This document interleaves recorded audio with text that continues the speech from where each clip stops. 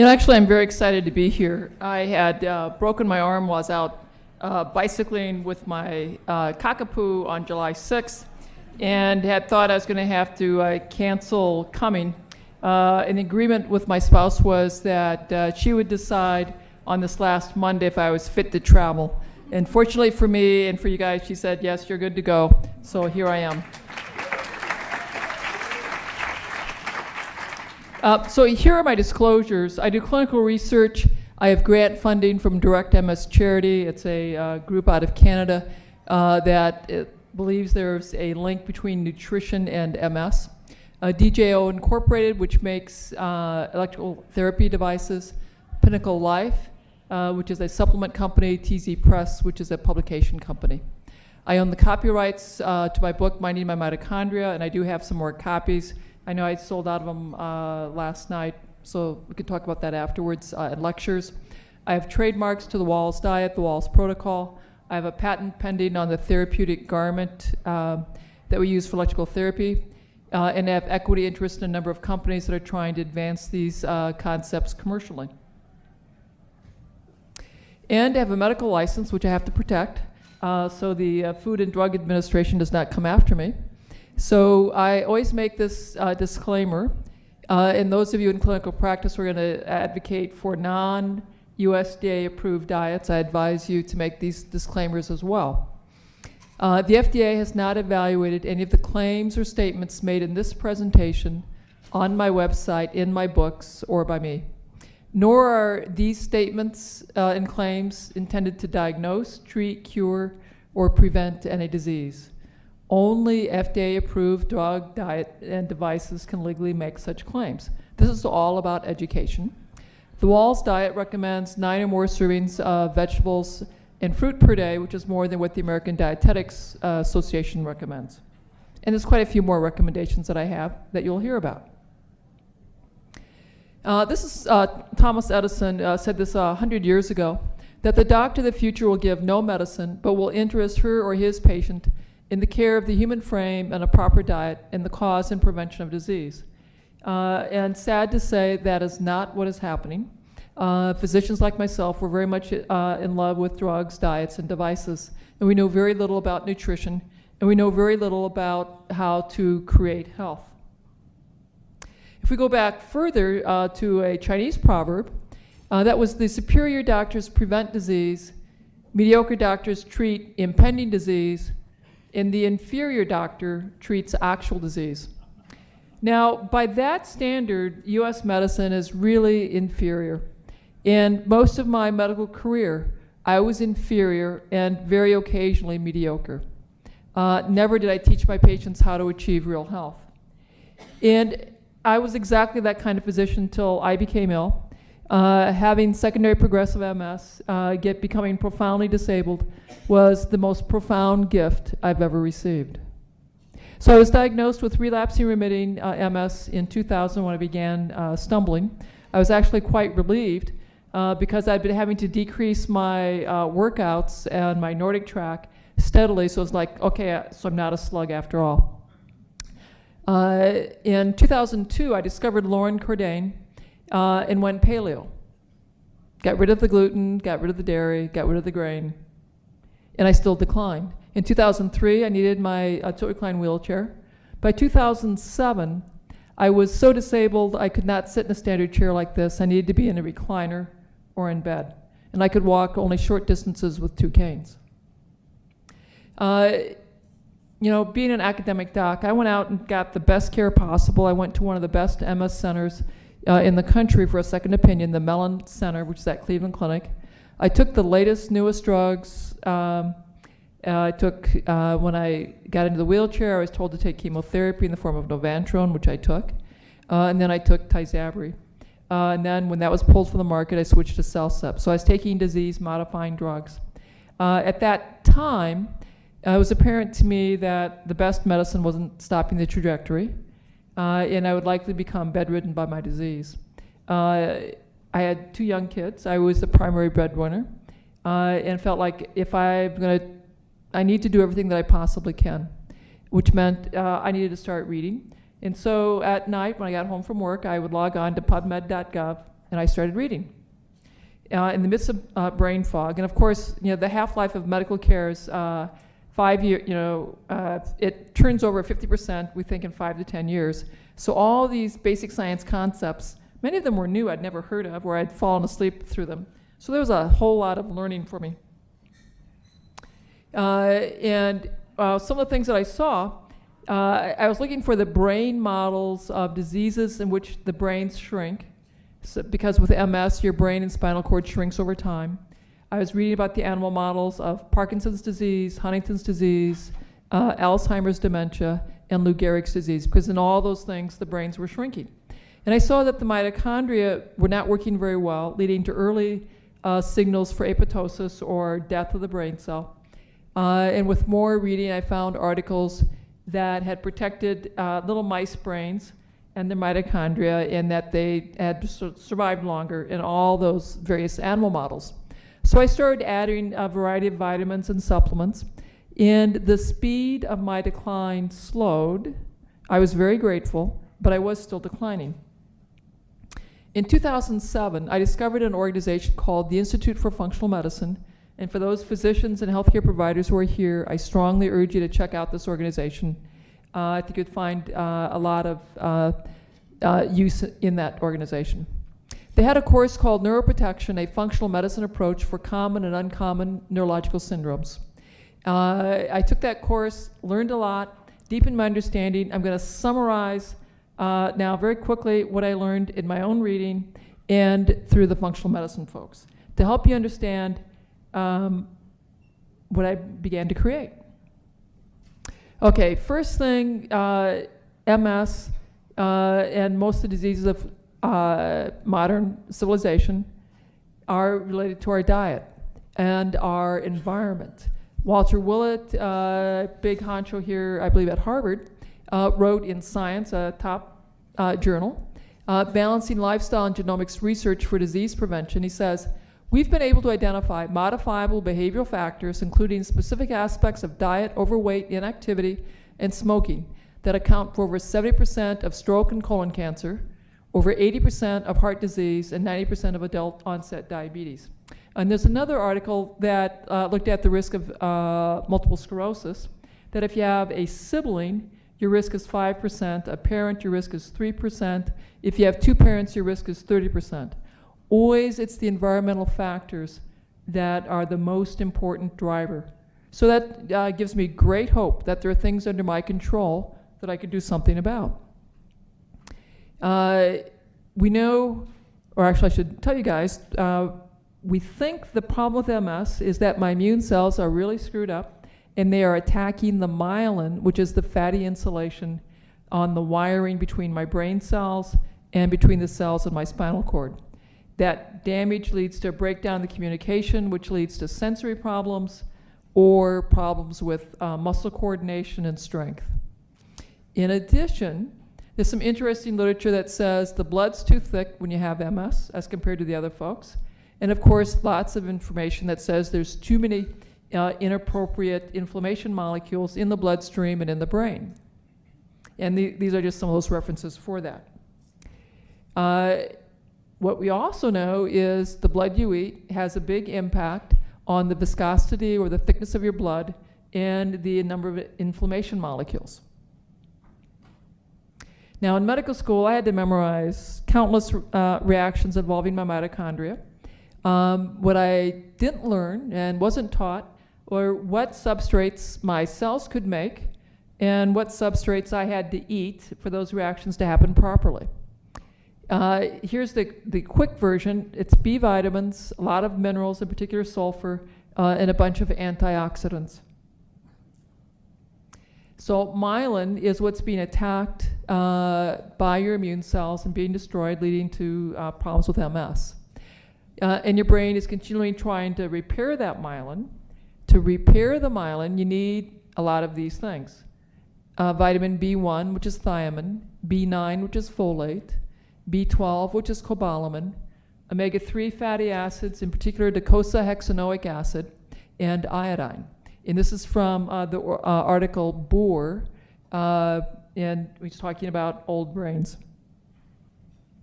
Now, you also need to activate the next brain cell in the line of the communication in your brain, in your spinal cord, and on out to the periphery. To do that, you need a rich supply of amino acids, sulfur, and vitamin B6, which is pyridoxine. This is a terrific article, which I didn't have at the time that I was creating my diet, but we have it when we created our study diet.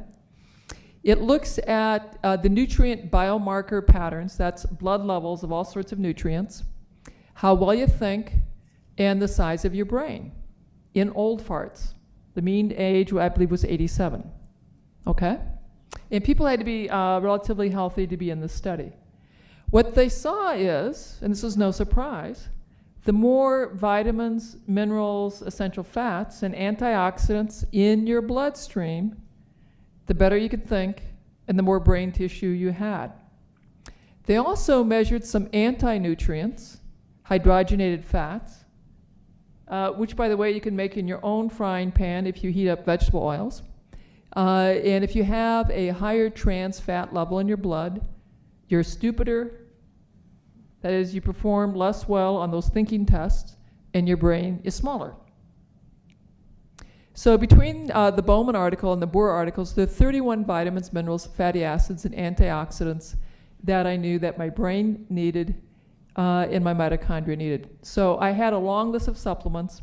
I am still going downhill, but I'm going downhill much more slowly.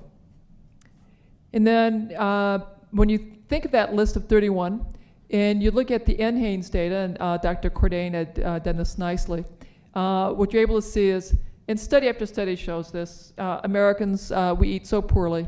Half of us are missing our B vitamins, vitamin C, vitamin A. 2/3 are missing our minerals, magnesium, calcium, zinc, iodine, and 80% are missing the omega-3 fats.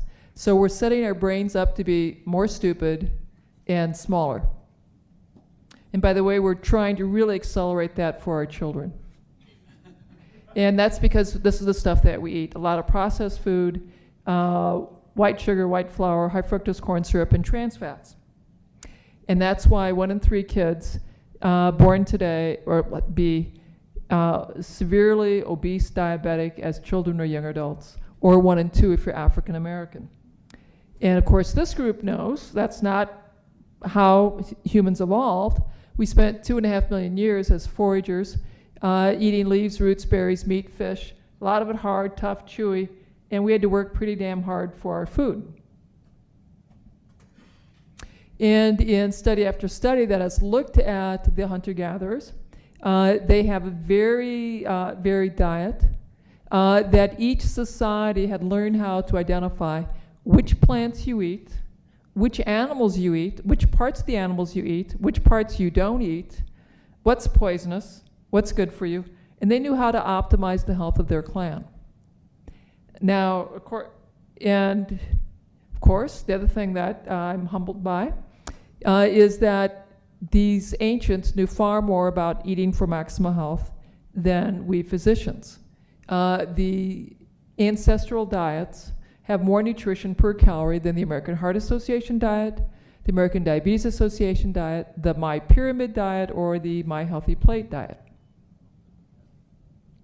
So, I need to set you up for this.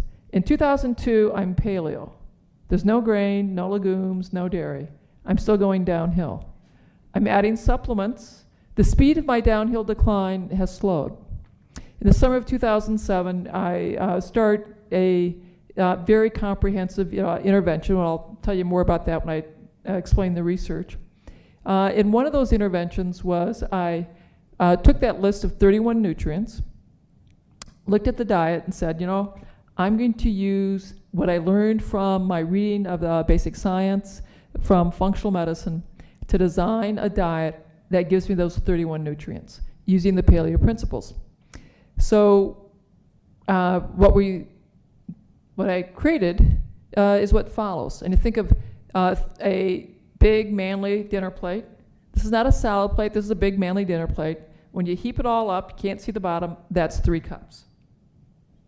And so I start with greens because I want a rich supply of B vitamins, vitamins A, C, and K in particular. and a great source of minerals.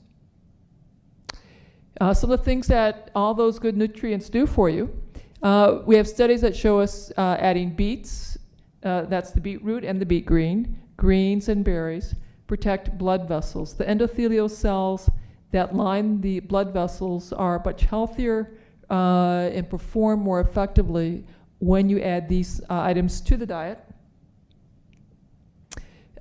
Some great studies that have come out that vitamin K, particularly K2, which is what your gut bacteria will do, assuming you have the correct mix. If you're eating a lot of greens, they'll make something called vitamin K2 MK7.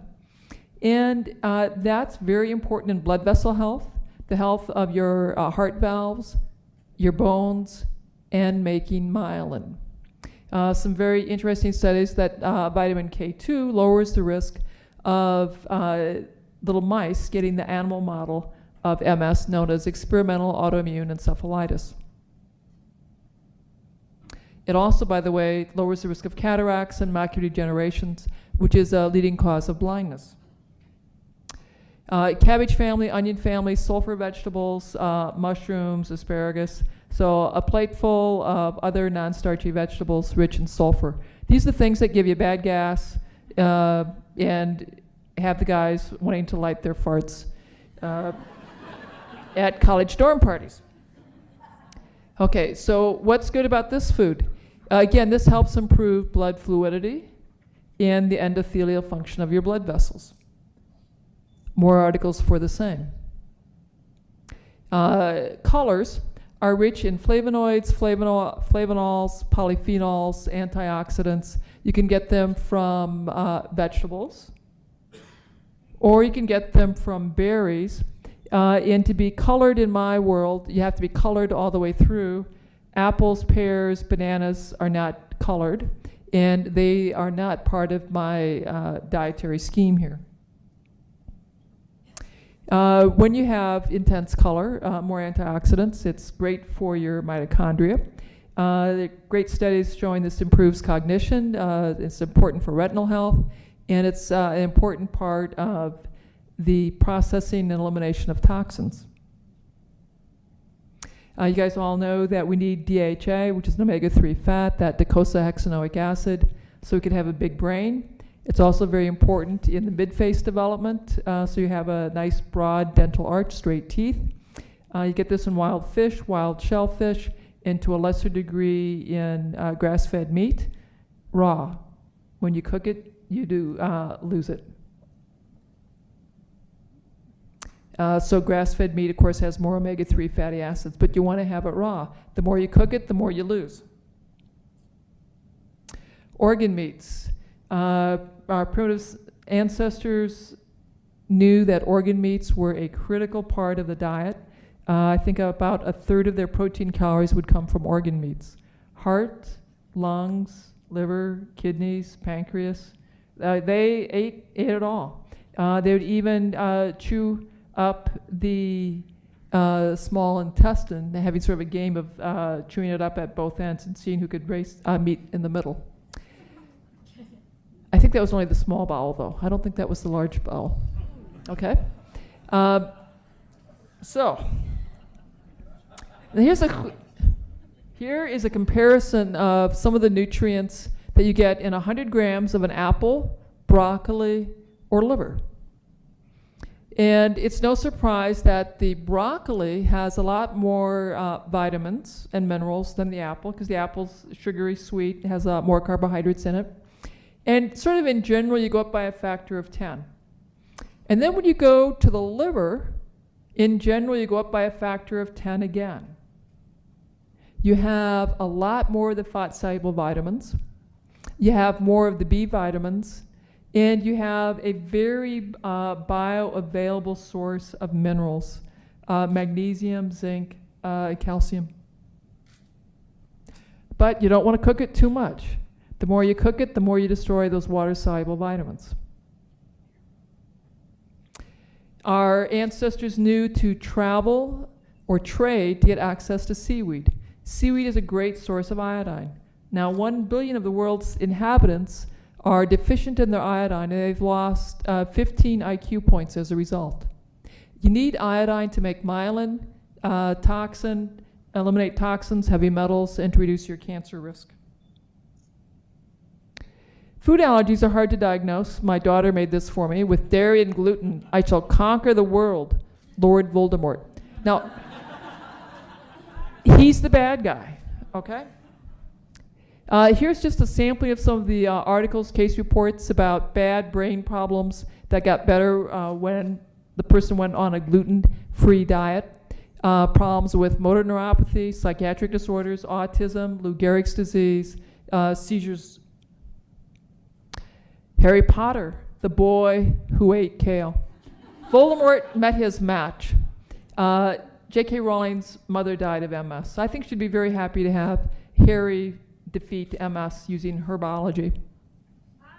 Okay, so here's my quick story. 2007, 5 years being paleo.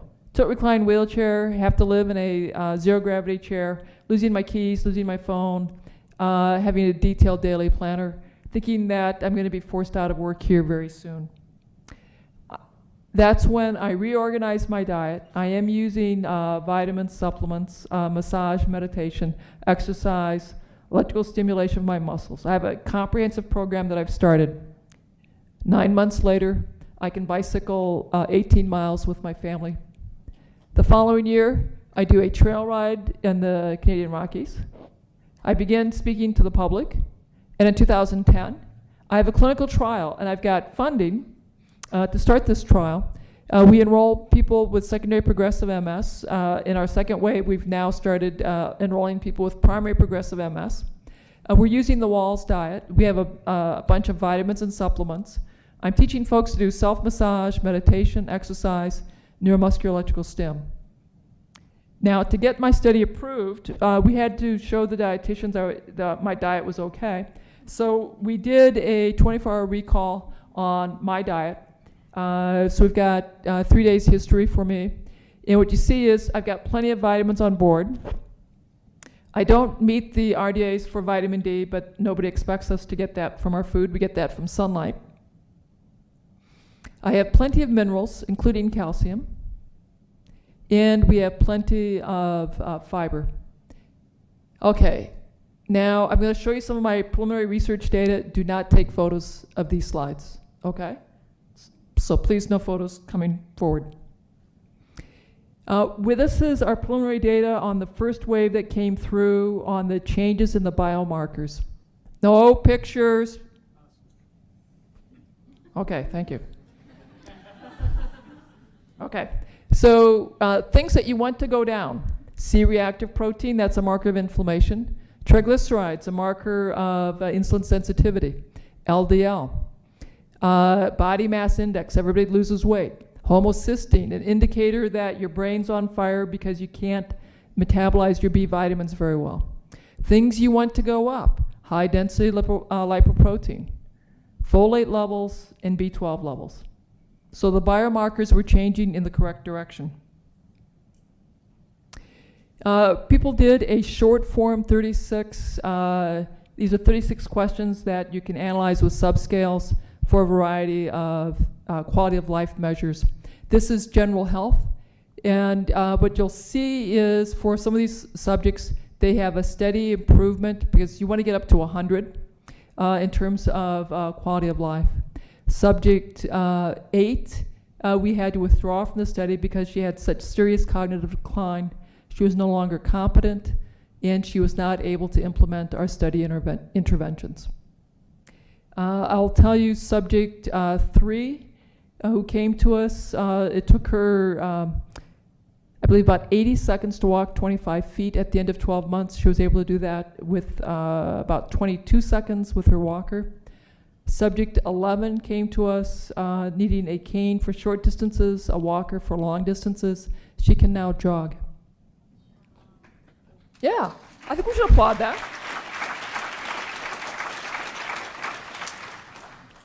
This is fatigue severity scales, and the 7 questions that they answer in terms of how the fatigue has impacted their life.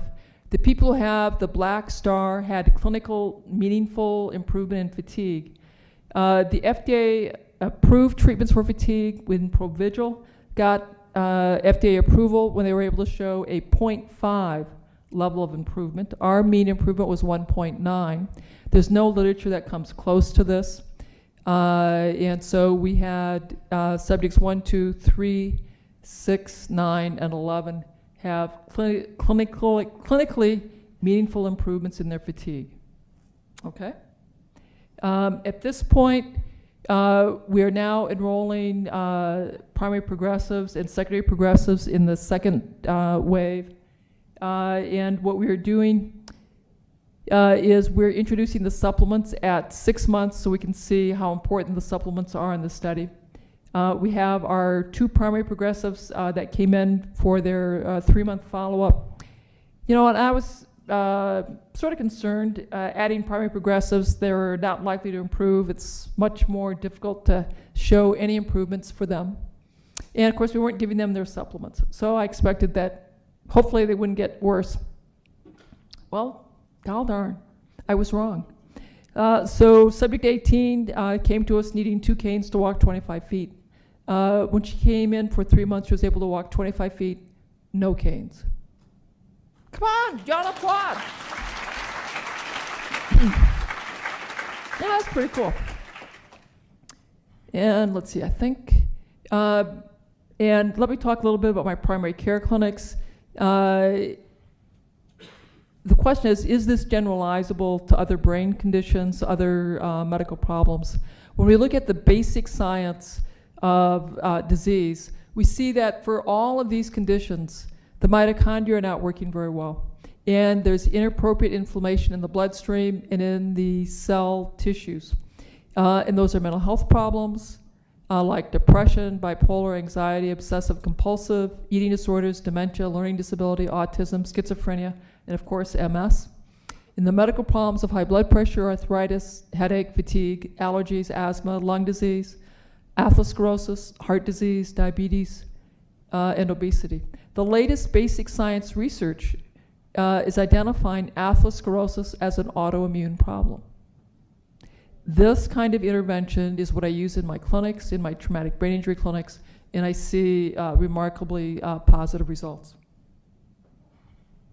Yep, costs more money to do this. Now in my clinics and in my public classes, I talk about the importance of growing your own food, buying food from your local farmer, getting organic food.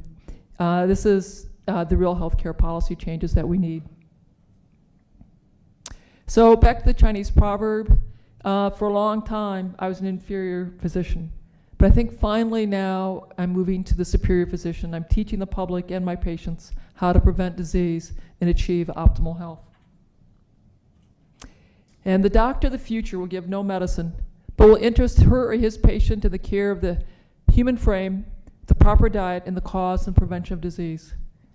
You guys are the doctors of the future. I salute you.